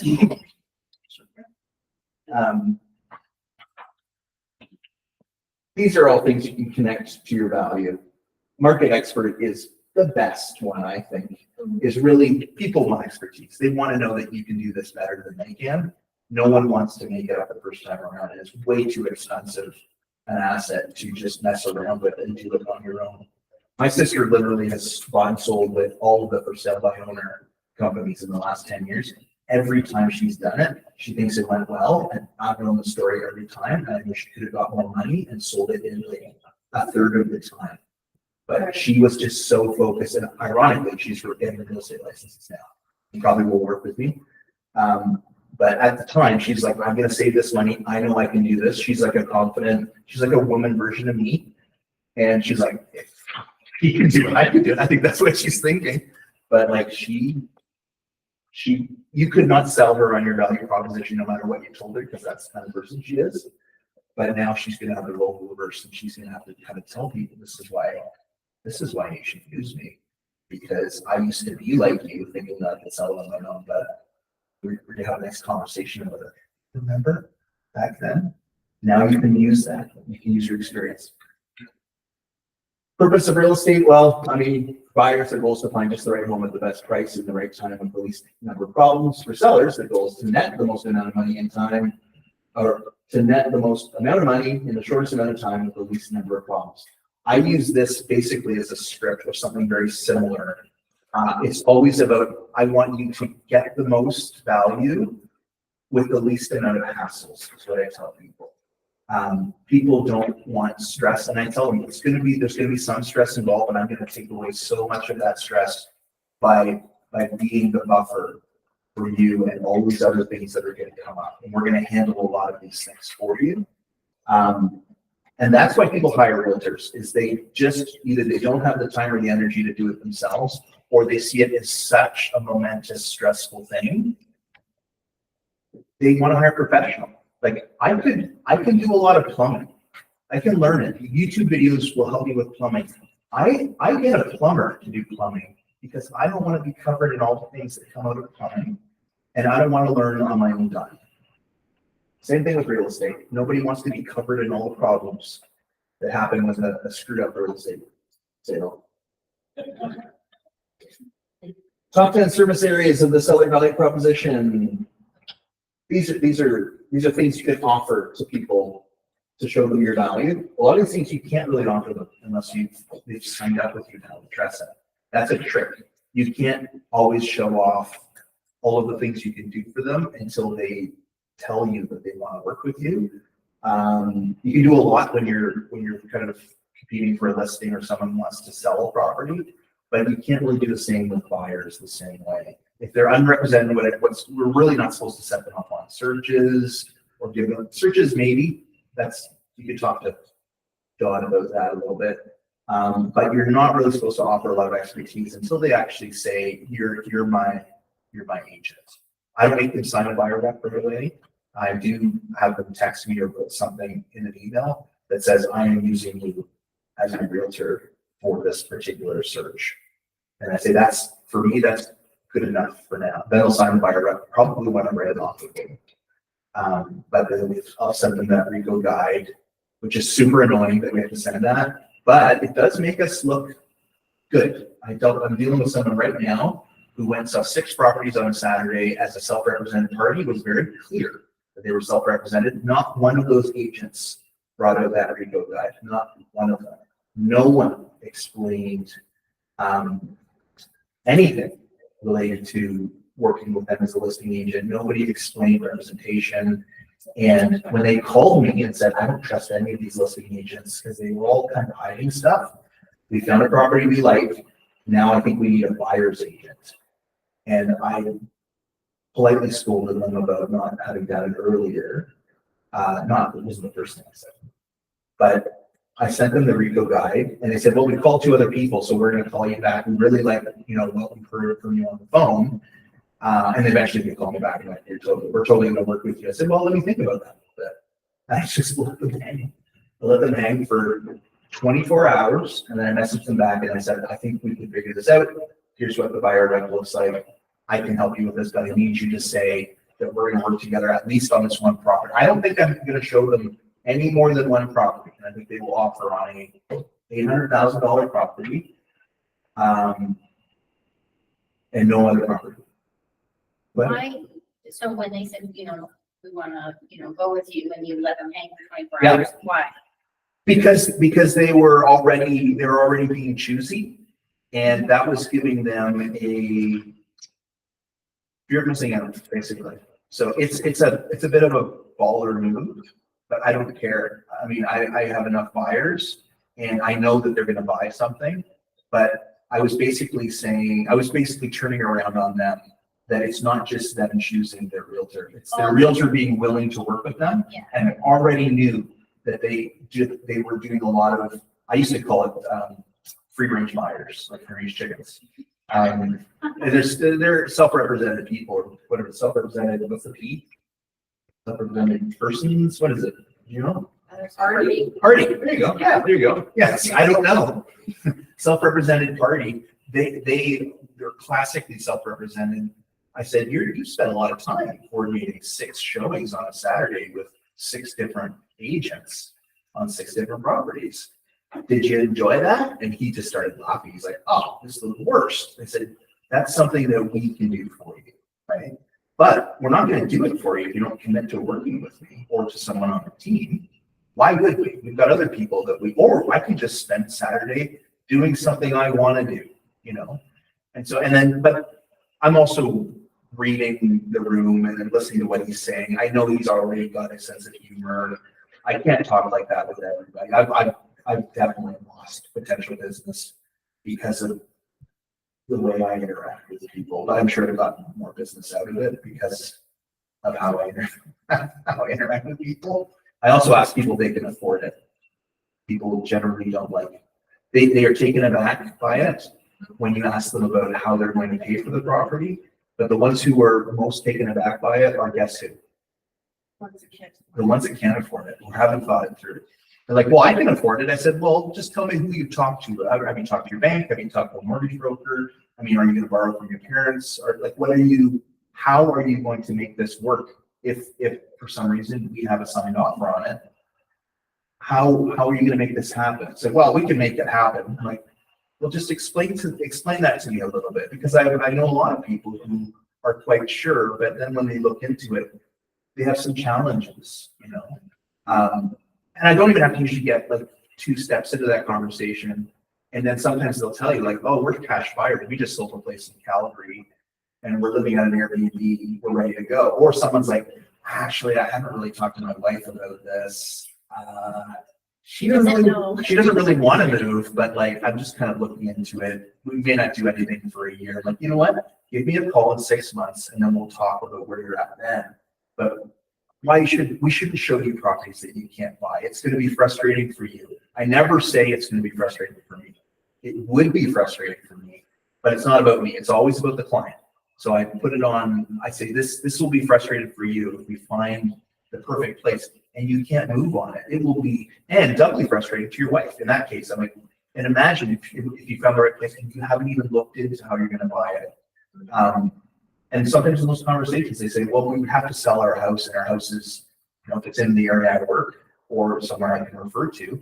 I say, well, we have to sell our house. Well, do you know what your house is worth? Well, we have some idea. Have you had an agent in there to help you with that? Because I would be happy to help you with that, or I know someone who will help you with that. For me, it's always been about that first conversation you have with them. It's worth taking as much time as needed to get as much information out of them. And try not to give a lot. Don't give away your stuff. Get as much information out of them. And that's how I vet the people I want to work with. And I'm often pulled over the side of the road making notes on a napkin or a notebook or on my phone if I've got my readers with me. Because I need all that information that I can pull out of them that first conversation.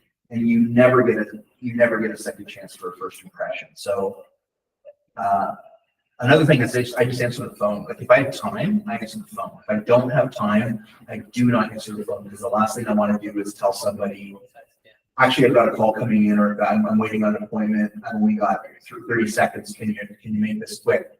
That's not fair. I would rather call somebody back in half an hour and have a real conversation, or text them. I am one of those people, if you call my phone, it says I would prefer you text me. And people, even agents still leave messages that say, can you call me back? Like that's their voicemail. If I know them, like almost the first thing I do is like, why didn't you just leave the text message? And then they're like, well, I was driving. I was gonna say that, yes. Then I'm like, okay, fair enough. You know, but if I know them well, I'm like, can you just then voice to text? Like, or I'll call them back. I'm like, phone tag, you're it. That's the voice. That's the voice. I'm like, why did you text me? And then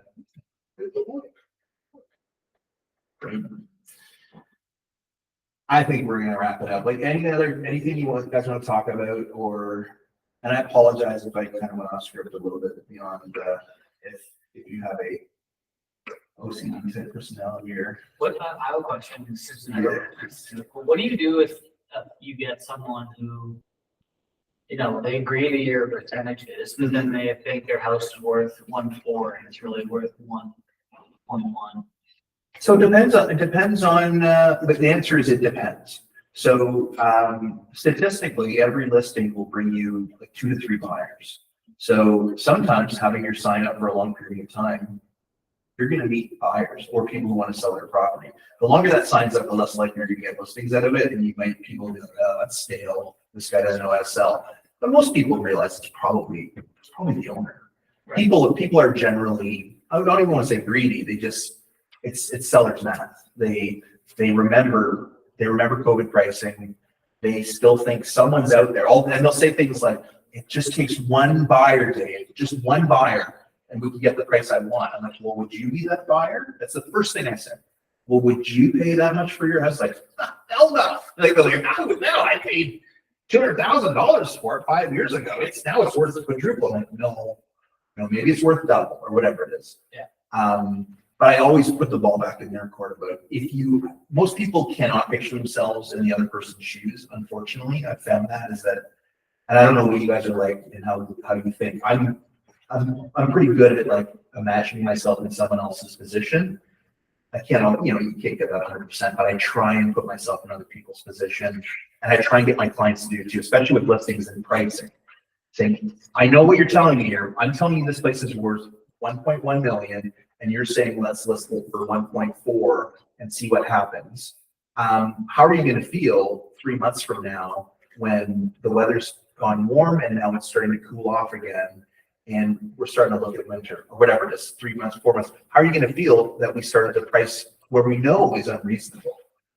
And then I'd say, how about this? We will list at your price, but within 2 weeks, we're going to have a conversation about reducing closer to the price that I've recommended. If you'll agree to do that, I'm okay to start with your outlandish price. Yes, and I will, but I also tell them I will defend your price all day long. Like I set that price.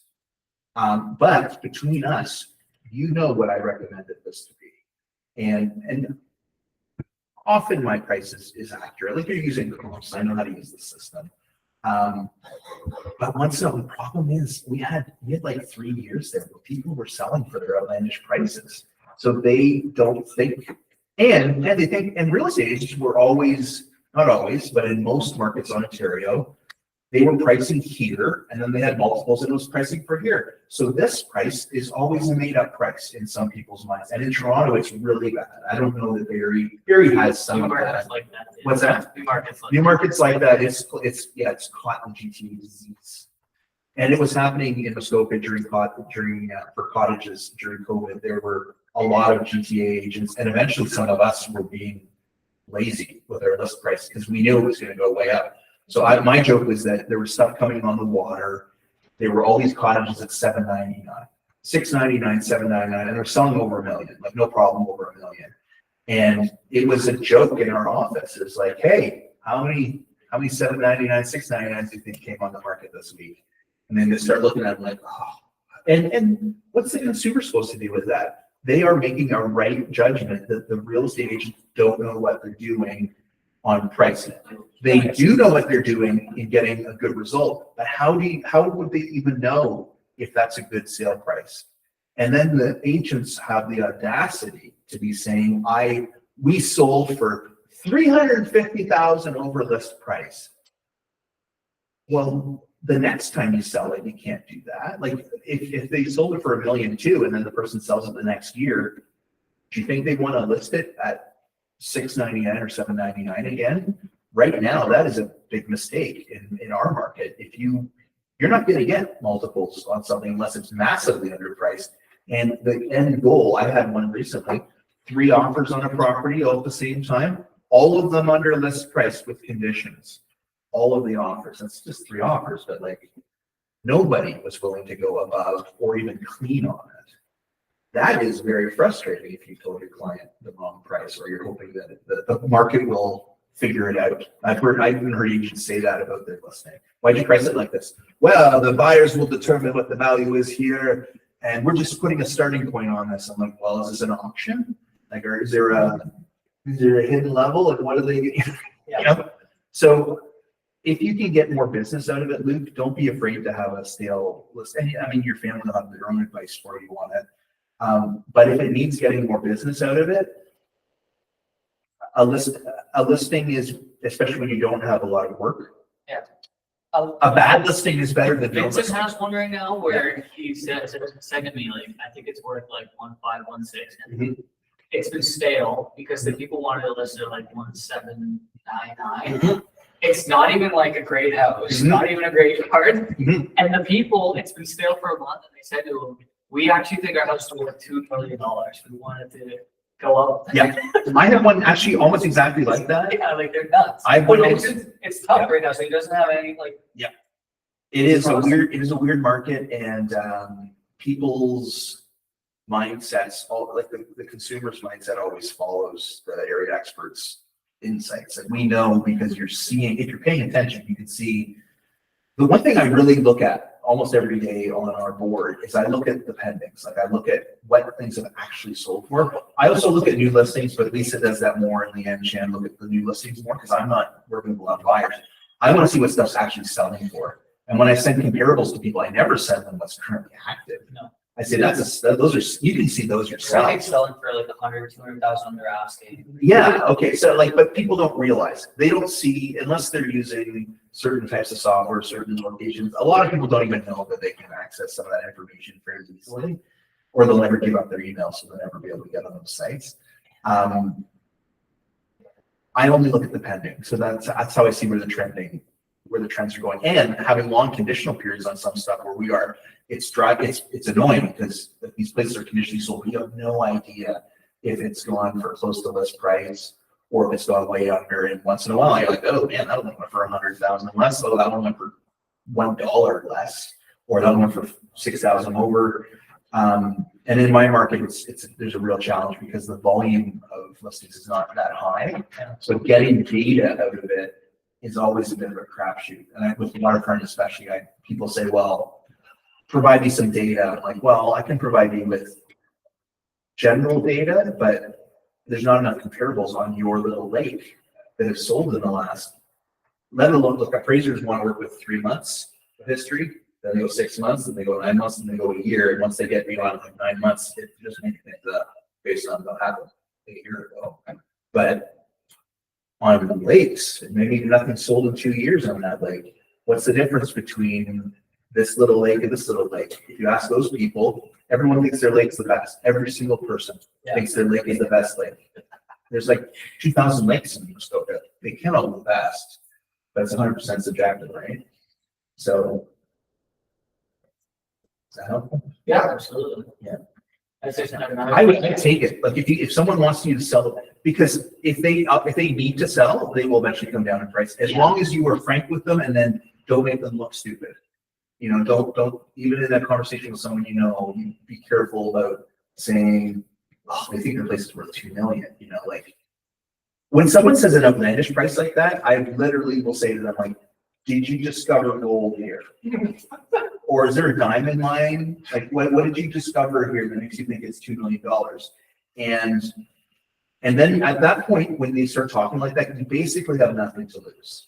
They're either going to laugh at something like that, or it's going to might kick them into like, come on, Bill, we know it's not worth $2 million.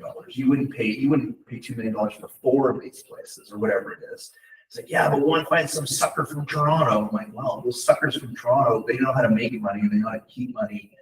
Why do you think they're just going to give it to you for this place? You know, so you just got to read the room, you know. And if you're not good at thinking on your feet, and most people aren't really good at objection handling on their feet, you practice. That's what scripting is in real estate. When you hear people talk about practicing scripts, it's just basically being ready for a conversation that might happen.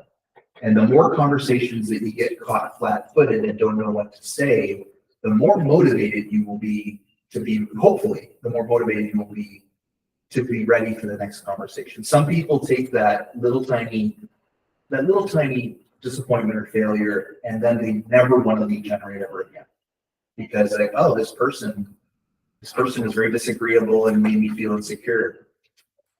Then you need to learn how to express yourself in a way where you are going to be an expert, where you are prepared. It's like when to write a test, you didn't do your homework. You shouldn't really be surprised if you get a bad mark on the test. And conversations are kind of like, when you're in sales, a conversation is kind of like a test, especially when they're not your friend or family. They don't have to talk to you. This is the up and rolling part. Is it like the practicing kind of? Yeah. The, Like the role playing or? No, When you're getting up and going with the business? yeah, up and going is, you say certain things or you're just gaining your experience. Yeah, so I would still say business won't necessarily, like, nobody should think that business is just going to come to you. So, and if you substituted real estate for any other kind of business, you would understand. So I think sometimes we get lost in the fact that we think our type of business is really special because it's real estate or something. It's not really that different. You're only as good as your last effort, right? So, and I learned that from that friend who said I won't work with. I mean, I bought and sold a number of properties with that same person now. But I also had other friends who were willing to work with me right away because they're like, I'm sure you're going to work hard, you're going to figure this out, and you'll tell me if there's a problem you can't sort out. Is that what you're asking? If it's just, do you always have, you're saying, do you always have to defend your? Scripting, I find I don't have to be somebody. It just becomes natural. You remember it, so it'll become language that you're used to. So the same way I by default, call my wife by a pet name, Right. it'll be natural. So if someone's talking about commission or someone's talking to you about your value proposition, you won't be thinking about the words you're going to say, but you'll be starting to think about how you say it. Like some of you just don't smile when you're thinking. I know people that, and get constructive criticism. Anyway, Thank you. thank you. I go too, but it was That's great. okay. All right, and feel free, you can call anytime. I'm easy to find. I do have a buyer, so I'm gonna just contact you. Sure. Yeah. That's so important. Yeah. All right.